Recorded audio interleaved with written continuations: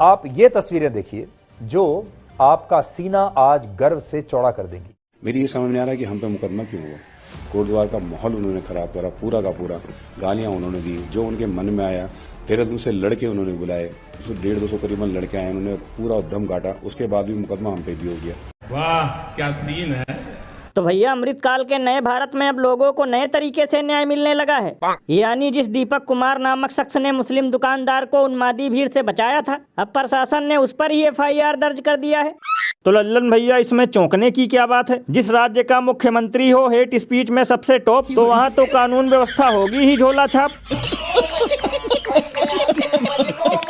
लल्लन भैया बचपन में जो हमें दादी अंधेर नगरी चौपट राजा की कहानी सुनाती थी, रियल लाइफ में वही है। यानी खुद तो ये लोग नफरती चिलगोजों पर ध्यान देते नहीं हैं, और जब उन्हें कोई सबक सिखाने की कोशिश करता है तो उसे प्रशासन और गुंडे दोनों परेशान करते हैं।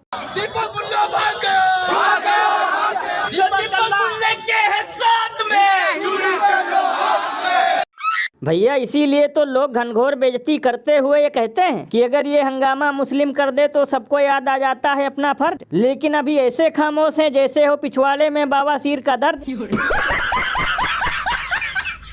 ये बड़ी अच्छी बात कही आप। बताओ, दीपक कुमार उर्फ मोहम्मद दीपक हिंदू है तो उसकी ये हालत है। अगर कहीं मुस्लिम होता तो अब तक लिंचिंग करके उसकी फील्डिंग ही सेट कर देते। और भैया एक मजे की बात बताऊं, क्या हिंदू, क्या मुस्लिम, क्या सिख, क्या ईसाई, आजकल सभी धर्म के लोग दीपक भाई के साथ खड़े हैं। और इस हफ्ते तो इतनी गाली पाकिस्तान वालों को भी नहीं पड़ी होगी जितना ये हुड़दंग दल वाले खा चुके हैं। भैया इसीलिए तो इस पर महान कवि बाबा लपेटू दास ने कहा है कि अब की बार पूरी गोबर गैंग का हो गया है सत्यानाश, क्योंकि इन्होंने उड़ता तीर नहीं बल्कि ले लिया है बगैर छीला बांस। और अभी तो रुको, क्लाइमैक्स अभी बाकी है। यानी भैया इन लोगों ने अपने साथ साथ बजरंग बली का भी नाम डुबाने का काम किया है। बताओ, जिन्हें गरीब लाचार के साथ खड़े होकर देश को जोड़ने का काम करना चाहिए, वो उत्तराखंड को मणिपुर बनाने में लगे हैं। बताओ, ये महंगाई बेरोजगारी के खिलाफ कहीं नजर नहीं आते, उसी उत्तराखंड में बहन बेटियों के साथ घिनौनी हरकत होने पर कुछ नहीं बोल पाते, लेकिन नफरत की आग सुबह से लेकर शाम तक लगाते हुए मिलेंगे। ये बिल्कुल सही कहा आपने। वैसे भैया अब की बार इन्हें वो लोग भी जलील कर रहे हैं जिन्हें कल तक छपरी कहा जाता था।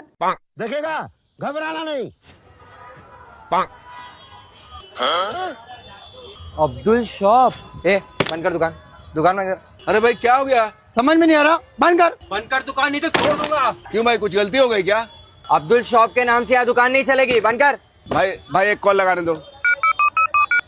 लगा, किसको फोन लगा रहा है, लगा। हेलो, अस्सलाम वालेकुम, मोहम्मद दीपक भाई।